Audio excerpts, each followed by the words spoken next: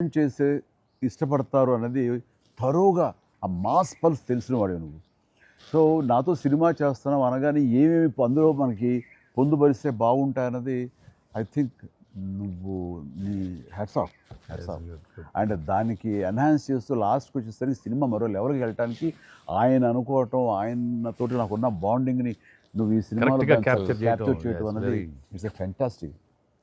మా ఇద్దరి మధ్య ఆ బాండింగ్ ఉండటం ఒకరినొకరు ఇష్టం అది ఇది పక్కన పెడితే 80s రీయూనియన్ ఉంది కదా మాకు, మేము ఉంటుంది ఎవ్రీ ఇయర్ ఏదో సెలబ్రేట్ చేసుకుంటాం కదా. ఆయన మిస్ అవ్వడం నేను జనరల్గా మిస్ అవ్వను.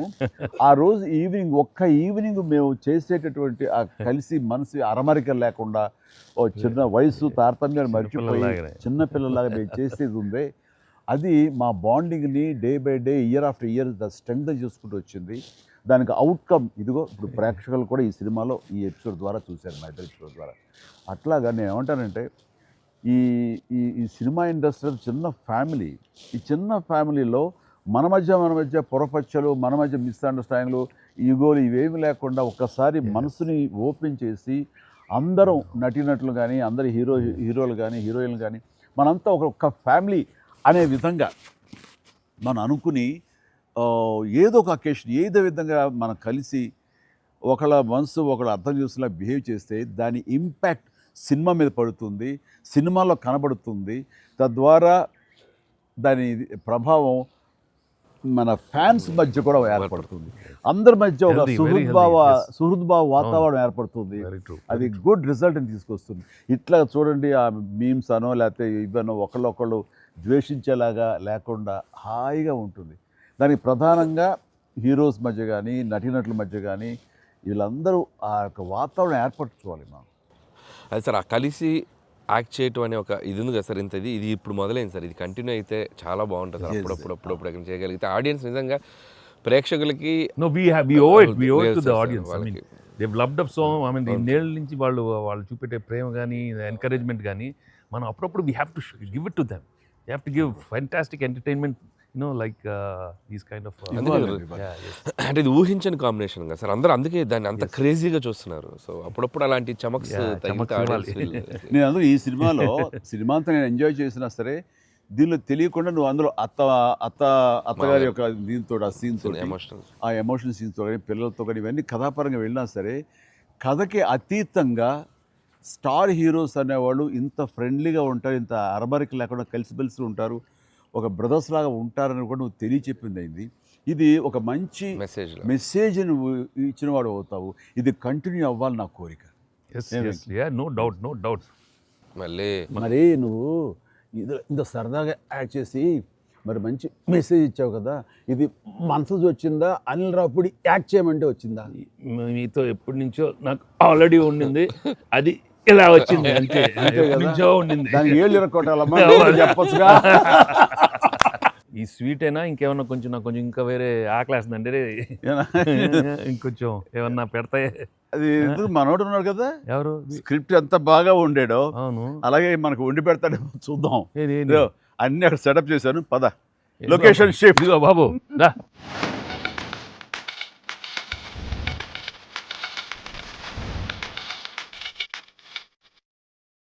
ఇందుకు నువ్వు కంగారు పడి చూస్తుంటే నాకు అనిపిస్తుంది ఆ బుల్రాజ్ సీన్ ఉందే సార్, అది నీ నుంచి పుట్టిందనయ్యా. సార్ ఇది మరి మీరు టూ మచ్ ఎక్స్పర్ట్ కదండి ఇది. ఎస్, దోశకి పేటెంట్ రైట్స్ ఇద్దరం సిగ్గు లేకుండా తినేస్తాం. ఎక్కడయ్యా ప్రొడ్యూసర్లు, ఎక్కడయ్యా వెళ్ళి రారేంటి ఇక్కడ? Hello. Happy Sankranti. Happy Sankranti. Yes, please enjoy. Happy Sankranti. సరిగ్గా బుల్రాజ్ సీన్కి వచ్చారు మీరు. బర్గర్లు, బిగ్ ఫీస్ట్. ఎస్ ఏం లేట్ అయింది మీకు? ఇంకేముందండి మా లేట్ పనులు. అయింది అన్నాను. ప్రొడ్యూసర్స్ బాగా కలెక్షన్స్ బాగున్నాయి. ఓకే, ఆ పనుల మీద కాదు యాక్టర్స్ గా డైరెక్టర్ గా మన పని అయిపోయింది, వాళ్ళ పని స్టార్ట్ అయింది అనమాట. ఏంటి బాగుందా అన్ని చోట్ల నుంచి? అంత బ్రహ్మాండంగా ఉంది సార్. చెప్పండి మీ ఎక్స్పీరియన్స్ చెప్పండి. Yes. మీ ఎక్స్పీరియన్స్ చెప్పండి, ఎట్లా ఉంది? ఎక్కడ రికార్డ్ బ్రేక్స్ అవుతాయా? రెస్పాన్స్ తగ్గ కలెక్షన్స్ సార్. రికార్డ్ బ్రేక్ కాదు సార్, కొత్త రికార్డ్ సెట్ అవుతాయి. సో రికార్డ్స్ లో మనం ఉంటాం కాదు, మన పేరు మీదే రికార్డ్స్ ఉంటాయి. Thanks to audience. Thank you.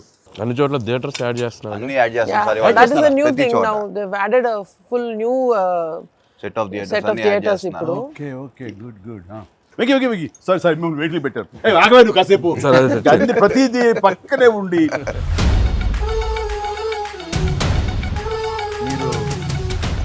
Diet నా- మీరు నే- diet ఆ? నేను తింటాను అక్కడ బాగా డైట్ చేసి బాగా స్లిమ్ అయ్యి అక్కడ బాగా సినిమాలో బాగా సూపర్ స్లిమ్ మొత్తం ఇదే మారిపోయింది అక్కడ.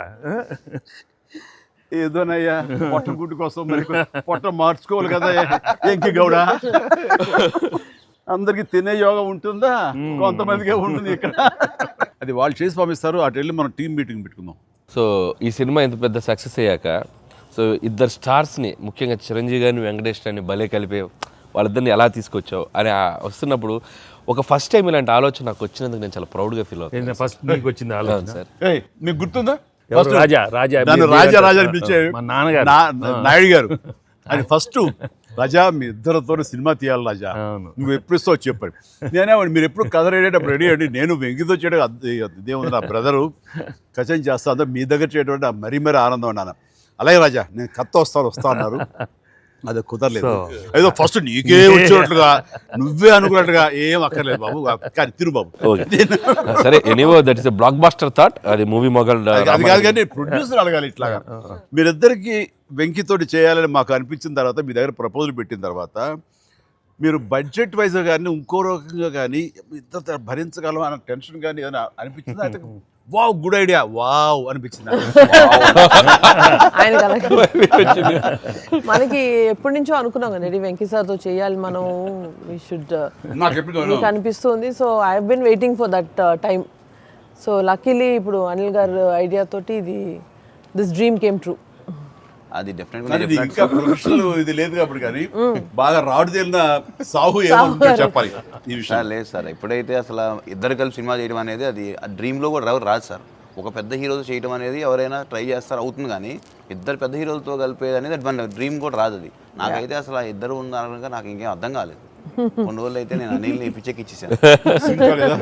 ఒక్కోసారి ఆ సబ్జెక్టు ఇది అనుకుని ఫ్రీ చేయగానే ఆ సబ్జెక్ట్కి అప్పటి నుంచే సక్సెస్ కళలు కనపడుతుంటాయేమో అనిపిస్తుంది నాకు. ఈ సినిమా ముఖ్యంగా ఇది నువ్వు అనుకున్న దగ్గర నుంచి నయనతార ఉంటే బాగుంటుంది, ఆ ఫ్రెండ్ క్యారెక్టర్గా వెంకటేష్ గారు ఉంటే బాగుంటుంది అనుకున్నది, ఒక చిన్నోడు బొడ్డోడు క్యారెక్టర్ వాడు కానీ ప్రతిదీ సక్సెస్ తాలూకా అవన్నీ కూడా ఆటోమేటిక్గా జరిగిపోయింది. ఇది డెస్టిన్ టు హ్యాపీ అనిపిస్తుంది. ఎందుకంటే నయనతార మనం అడిగిన తక్కువ టైం అంత డేట్లు ఇస్తే మనం ఊహించలేదు. ప్లస్ మనం అనుకున్న దానికి తను ఏమైనా ఓవర్లోడ్ అవుతుందేమో ఇన్ టర్మ్స్ ఆఫ్ బడ్జెట్ కానీ ఇలా అన్నీ అనుకున్నావు కానీ అన్నీ అలా కుదురుతూ వచ్చినాయి. ఇంకా మీ అదృష్టం ఏంటంటే మంచి సీజన్లో పట్టావు ఈ సినిమా. అండ్ ఇవన్నీ దీన్ని ఎలా చూస్తున్నావు నువ్వు? ముఖ్యంగా అమ్మాయి ఈ సినిమా కుదరటం అని ఎలా చూస్తున్నావు? అంటే ఫస్ట్ నాకు ఇప్పటికి ఆశ్చర్యం ఎలా ఒప్పించావు అమ్మాయి చేత ఇవి ప్రమోట్ చేయించడం అన్నది. అంటే ఫస్ట్ చాలామంది ఆప్షన్స్ అనుకున్నప్పుడు సార్ నాకు మైండ్లో కొడతా ఉంది. మీకు వేలు చూపించి వార్నింగ్ ఇవ్వటాలు, మీ ముందు అలా అసలు మీరు అమ్మాయిని చూసి కొద్దిగా అలా బెరుకుగా ఉండటాలు, ఆ కటౌట్ ఎవరో ఒక పెద్ద కటౌట్ లేకపోతే ఇది వర్కౌట్ కాదు, టోటల్ సినిమా అంతా మిస్ఫైర్ అయ్యే అవకాశం ఉంది, ఎవరిని పెట్టినా కూడా అసలు ఆర్టిఫిషియల్గా ఉంటుంది అని నయనతారగానే ముందు సాహు గారికి థ్యాంక్స్ చెప్పాలి సార్. ఎందుకంటే ఆ ఛానల్ని ఎక్కువసేపు కదిపి ఇది చేశారు. తర్వాత సుస్మిత గారు అటు నుంచి నరుక్కొచ్చారు.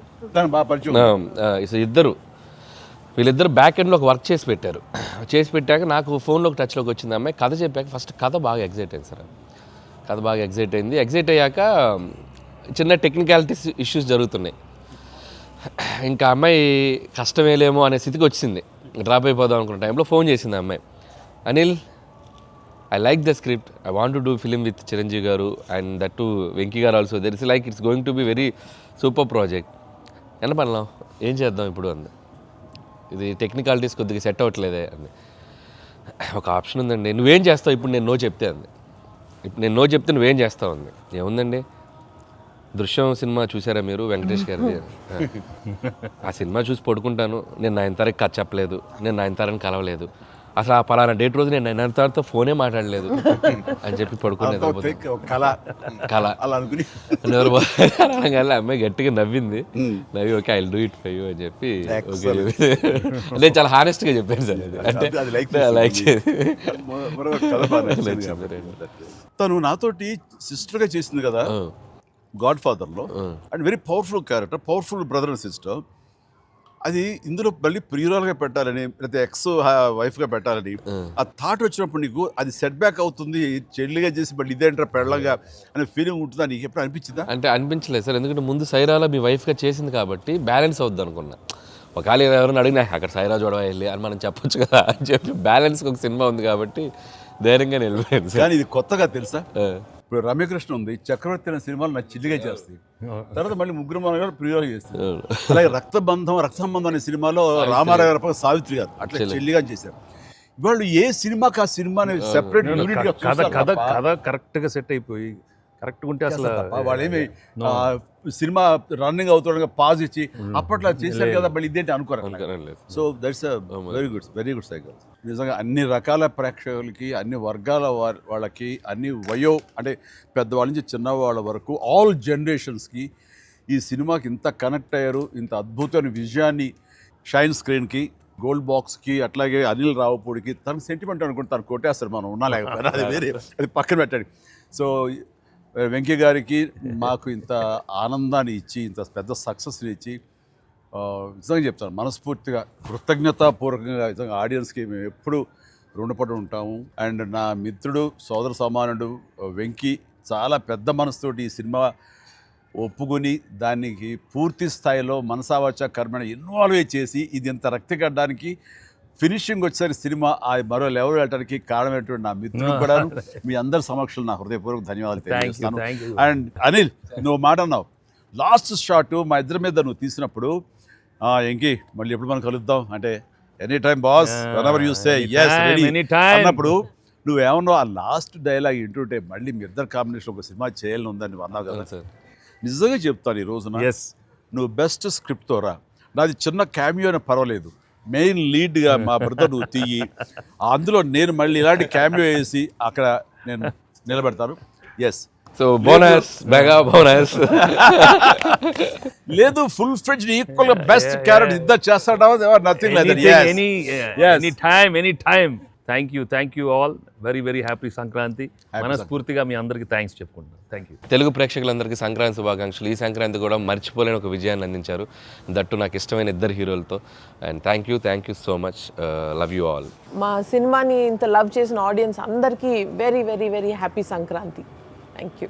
తెలుగు ప్రేక్షకులందరికీ మాకు ఇంత ఘన విజయం ఇచ్చినందుకు వెరీ థ్యాంక్స్ అండి. అలానే మీ అందరికీ సంక్రాంతి శుభాకాంక్షలు. Thank you. ఎలా ఏంటి వెరీ హ్యాపీ. సినిమా పెద్ద బ్లాక్ బస్టర్గా మరి నాకు ఎంకి కూడా ఏదో జాయిన్ అయితే బ్లాక్ బస్టర్కి ఏమవుతుందంటే మనం అందరికీ థ్యాంక్స్ చెప్పుకోవాలి కదా. Thank you.